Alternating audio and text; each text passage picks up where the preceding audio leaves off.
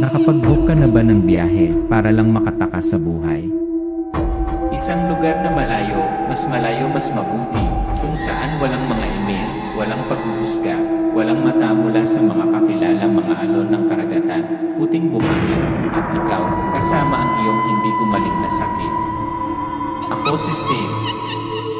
42 taong gulang. Insurance adjuster, na iniwan lang siya ng asawa at muntik nang mawalan ng trabaho. Lahat ng bagay sa buhay ko, nasira, parang may nagplano nito sa lahat ng panahon. Hindi ko sasabihin ang kwentong ito. Sino ang maniniwala? Isang airbook sa halagang $100 sa isang gabi, sa baybayin ng Hawaii. Walang text back, walang manu-manong kumpirmasyon, isang text lang na may code at isang magkaroon ng magandang bakasyon.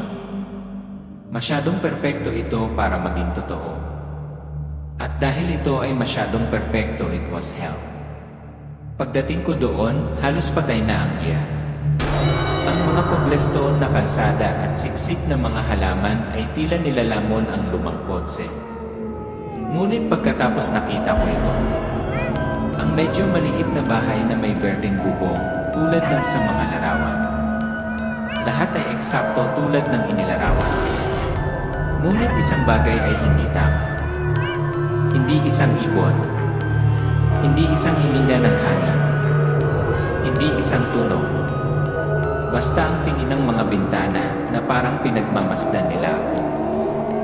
Wala akong ideya na nakapasok ko lang sa isang bahay na may 7 panuntunan na talagang hindi dapat labahin. Wala rin akong ideya na ang sulat sa refrigerator na may pangalan ko ay naghihintay sa akin ng napakatagal na panahon. Hindi ito bakasyon. Ito ay isang ritual. Isang pagsubok. Isang bitag na dinisenyo para lang sa akin. At kung sakaling makakita ka isang babaeng nakasuot ng pulang damit, kumakatok sa iyong pinto sa dapit hapon, huwag mong buksan ang pinto.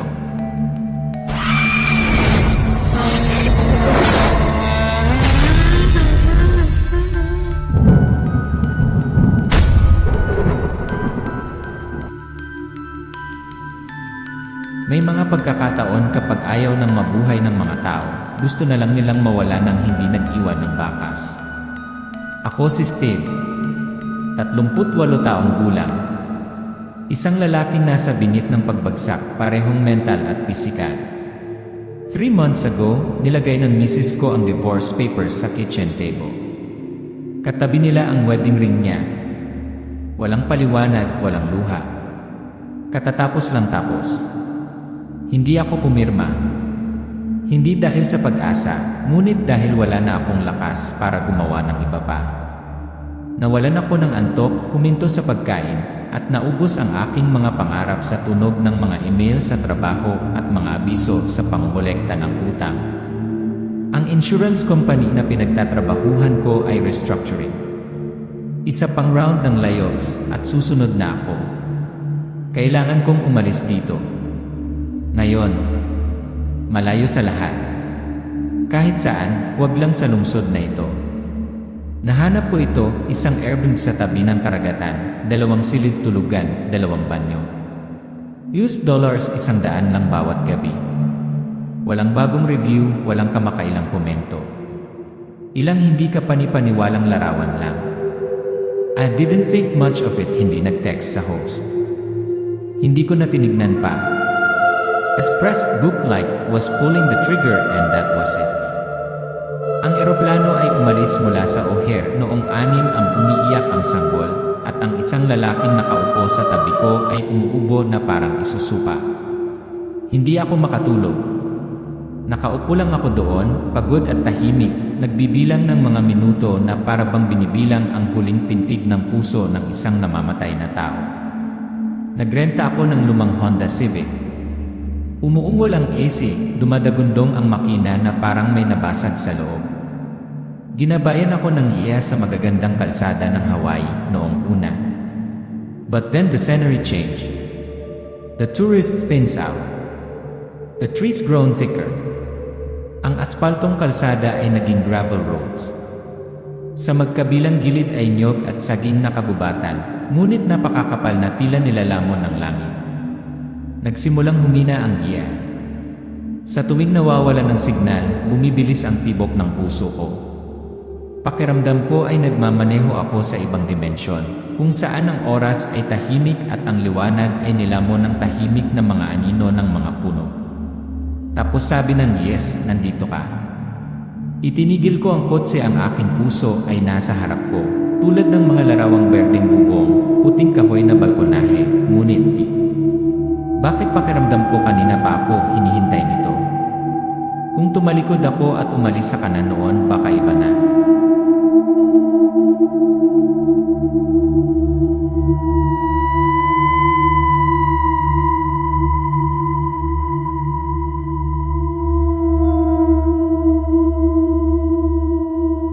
Walang kasalanan ng bahay. Hindi ito nagsasalita. Hindi ito nananakot. Hindi ito kumikibo. Ito ay umiral lang.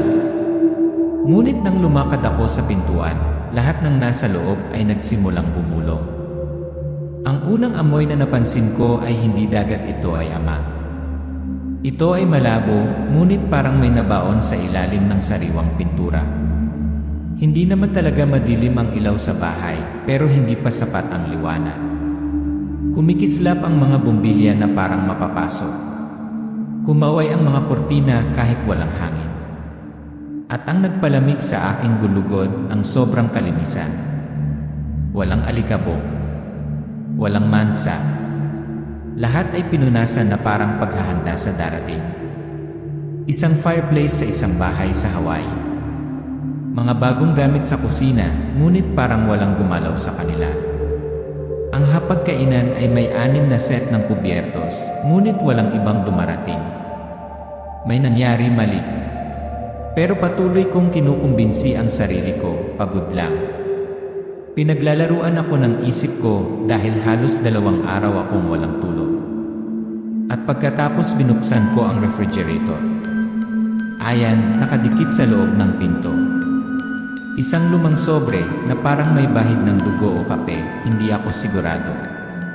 Ang aking pangalan ay nakasulat sa isang manipis at maselan na kamay, tulad ng sa isang sinaunang eskriba. Paano malalaman ng sinuman ang aking pangalan, nalaman na ako ay darating? Hello Steve! Salamat sa pagpili sa bahay na ito para sa iyong pamamalagi. Bago mag-enjoy, mangyaring sundin ang mga patakarang ito. 1. Huwag buksan ang pinto kung may kumakatok na babaeng nakasuot ng pulang damit, kahit pa sabihin katulong siya. 2. Huwag mag-iwan ng pagkain sa refrigerator ng higit sa 2 araw. 3. Kung nakakita ka ng isang lalaki sa kusina sa gabi, huwag mag-react. 4. Huwag lumabas pagkatapos ng paglubog ng araw. 5. Kung makakita ka ng bata sa labas ng pool, tawagan ang numero sa refrigerator. 6. Kung makakita ka ng batang babae na may hawak na teddy bear sa hagdan, kumuha ng laruan at ilagay ito sa harap niya, pagkatapos ay umalis kaagad. 7. Huwag buksan ang pinto sa attic. Kahit na narinig ko ang ingay. Magkaroon ng magandang bakasyon. Host, nabasa ko ito ng 3 beses. Hindi dahil hindi ko naintindihan, ngunit dahil hindi ako makapaniwala. Ito ba ay isang uri ng kakaibang kalokohan? Isang uri ng lokal na stunt? O isang tunay na babala? Isa akong surveyor.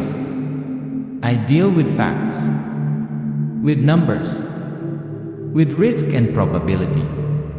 Pero heto ako, nakatayo sa isang kakaibang bahay, may hawak na liham na nagsasabing kung makakita ako ng bata, kailangan kong magsagawa ng seremonya. Noon lang may kumatok sa pinto. Hindi malakas. Hindi nagmamadali. Maamo. Magalang. Parang kasambahay pagdating sa oras ayon sa nakatakda. Hello. Ako ang naglilinis.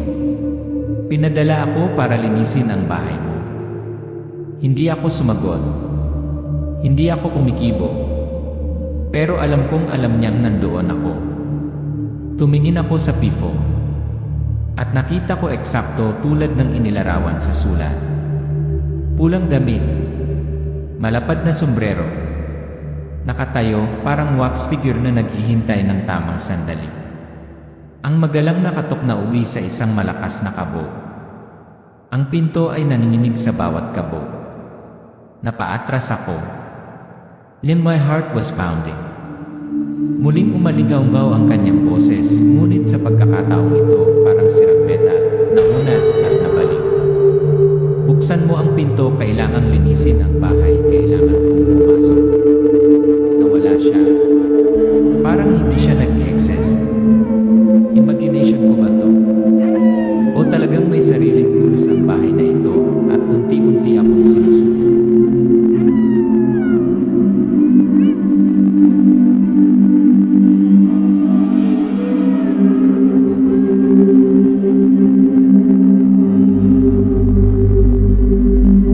Akala ko pagkatapos ng gabing iyon, pagkatapos ng kalabog sa pinto at ang ganap na katahimikan, ang mga bagay ay tatahimik. Pero hindi. Sa simula pa lang iyon. Kinabukasan, ang hangin ay naninikip at makapal. Ang air conditioner ay umiihip ng mainit na hangin. Ako ay pawis na pawis, ang aking puso ay tumitibok sa hindi malamang dahilan. At pagkatapos nakita ko, isang batang lalaki, nakaupo sa gilid ng pool. Ang kanyang mga mata ay blanko, ang kanyang ulo ay nakatagilid, masyadong nakatagilid na parang bali ang kanyang leeg at hindi siya nahulog. Natigilan ako. Ang mga salita mula sa rule number 5 ay agad na pumasok sa aking isipan. Kung makakita ka ng bata sa pool, tawagan ang numero sa refrigerator. Eksaktong nagring ang telepono. At pagkatapos ay may tumunog. Makinig kang mabuti. I lock ang lahat ng pinto. Huwag tumingin sa labas.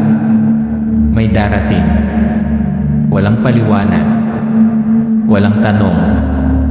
Walang emosyon. Hindi sila mukhang rescue. Hindi sila mukhang pulis. Hindi sila mukhang tao. Black suit. Walang logo. Walang name tag. Isang lalaki ang lumabas sa pool na may hawak na parang isang syringe na may halong satellite antenna. Nakarinig ako ng tawanan. Mga bata. Pero hindi masaya. Tapos nabasag parang sinakal. Pagkatapos ay may narinig akong tunog na nagpasikip sa bawat selula sa aking katawan, isang electromagnetic na alulong na tumusok sa aking mga tainga at nagpapadala ng matinding sakit sa aking mga ngipin. Pumasok siya. Walang sinabi. Tumingin lang sa akin at nagsabi ng 2 salita, tapos na. Hindi ako nagtanong. I don't dare. Pero sa loob-loob ko alam ko, hindi tao yon. At ang batang iyon ay hindi ordinaryong bata. May buhay dito. At may kumokontrol dito. Binuksan ko ang AC para iwaksi ang nakakatakot na pakiramdam. Ngunit wala sa mga channel ang gumana, isang channel lang na nagpapakita ng mga lumang cartoons na pakaluma. Ngunit hindi normal ang pagtawa ng mga karakter. Ang kanilang mga boses ay lumabas, mabagal. At ang kanilang mga mata tumingin ng diretsyo sa akin sa pamamagitan ng screen. Ang orasan ay hindi na sumusukat ng oras. Ito ay sumusukat iba pa. O nasisiraan na ako ng bait. Tapos may narinig akong ingay. Mula sa kusina. Akala ko noong una ay daga pero hindi, steady. Parang may nagluluto. Bumaba ako at nakita ko isang lalaking nakatayo na nakatalikod sa harap ng mesa sa kusina. Ang liwanag sa paligid niya ay hindi parang lamplight, ngunit parang distorted moonlight. Naalala ko ang mga salita sa liham, kung makakita ka ng lalaki sa kusina sa gabi, huwag kang mag-react. Pero huli na ako. Hindi siya lumingon. Basta inikot niya ang ulo niya. Dahan-dahan. Nagbitak ang bawat kasukasuan niya sa lip. At ang mga mata niya parang black hole na humihila sa akin. Hindi ko na matandaan kung paano ako nakabalik sa aking silid. Ang alam ko lang ay gumapang ako sa ilalim ng mga takip na parang bata, nanginginig sa takot, at ang mundo sa labas ng pintong iyon ay hindi ko na mundo. Hindi ko alam kung gaano ako katagal gising. Hindi ko alam kung anong araw na. Ang oras dito hindi dumadaloy. O dumadaloy pabalik. Nagsisimula na akong maniwala hindi ako ang unang pumunta dito.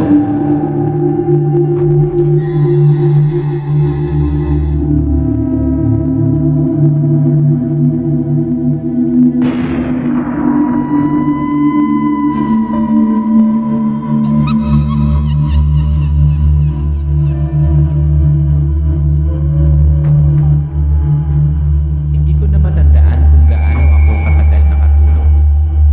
Siguro ilang oras. Siguro ilang araw. Ang orasan ay sumasayaw sa paligid na parang isang biro.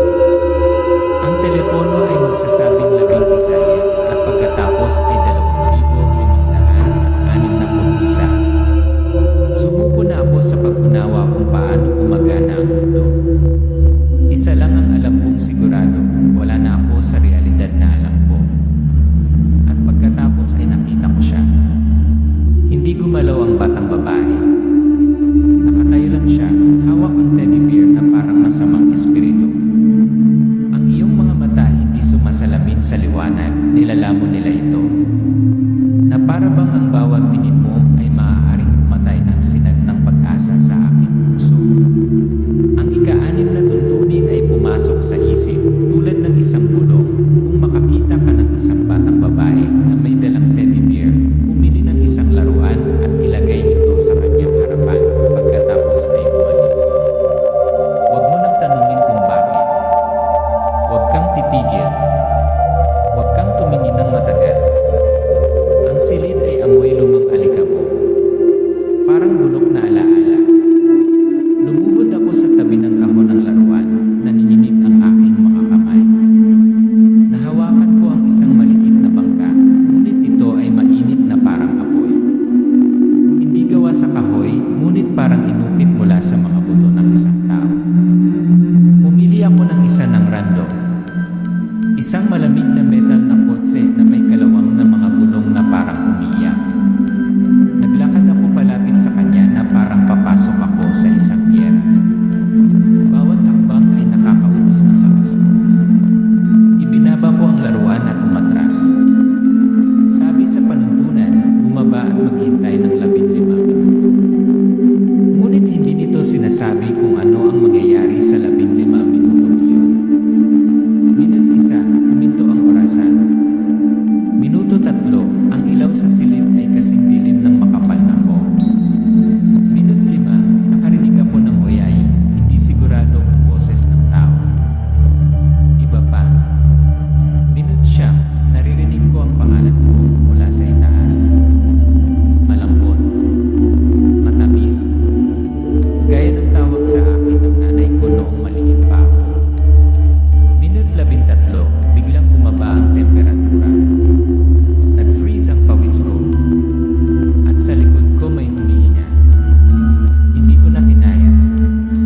Tumakbo ako palabas. Itinulak ko ang pinto. Huminga ako ng malalim para makaramdam ng buhay. At napagtanto ko, nilabag ko ang huling tuntunin. Madilim.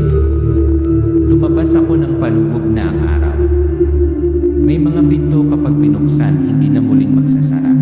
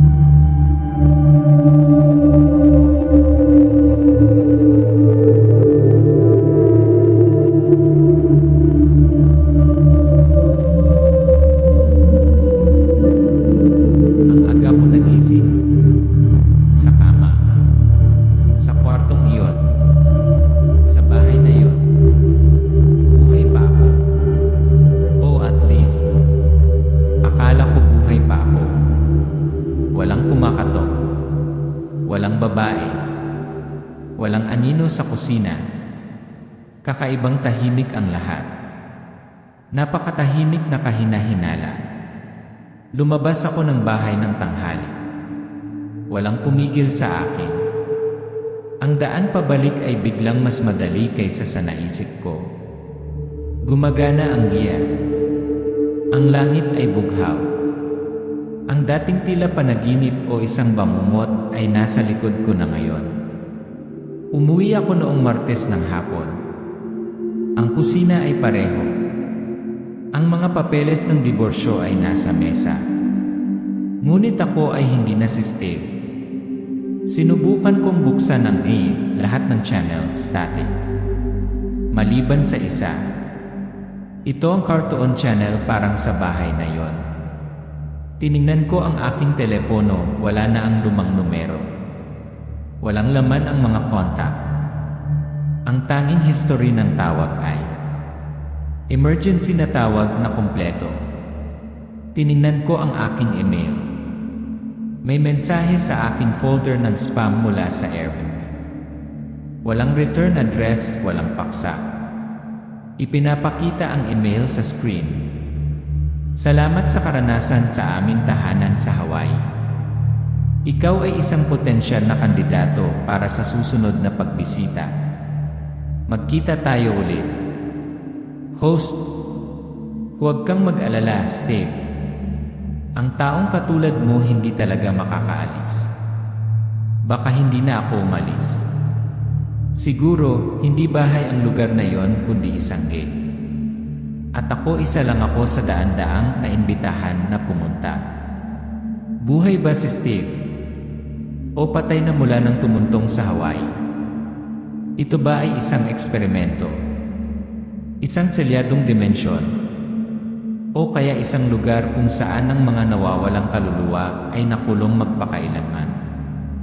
Kung isang araw makakita ka ng Airbnb na masyadong mura, masyadong tahimik, masyadong perpekto, huwag mo itong i-book. Kasi baka hinihintay ka namin. May mga pinto na dapat lang tingnan, hindi mabubuksan.